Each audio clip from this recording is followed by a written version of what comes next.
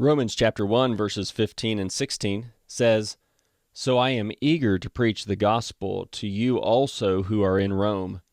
For I am not ashamed of the gospel, because it is the power of God for salvation to everyone who believes, first to the Jew and also to the Greek." In Paul's introduction of his letter to the Roman Christians, he made it known that he was eager to preach the gospel to them whenever he would have the opportunity to visit. The reason for this eagerness is due to the fact that he was unashamed to preach the gospel, no matter what the circumstances he faced were, or how people would react to it. For he was fully convinced that the gospel of Jesus Christ is the power of God for salvation to everyone who responds in obedience to it, regardless of who they are or how they have lived. There are many people today who are ashamed of the gospel of Christ, that message of salvation that is revealed in the New Testament.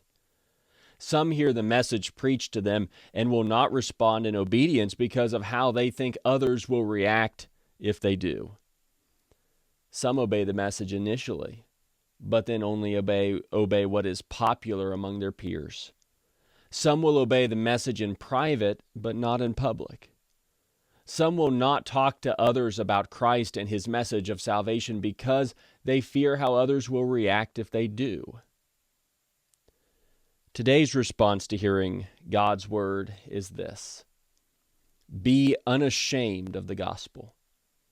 You must be so convinced that the gospel is God's power for your salvation that you will not shrink from hearing and obeying whatever it requires of you, no matter the consequences, whether that means broken relationships, verbal abuse, physical harm, or whatever. And then you must be so convinced that the gospel is God's power for the salvation of others that you'll do whatever you can to share the gospel's message with others, no matter the consequences. For while it's easy to say that you're not ashamed of the gospel, these are the true tests.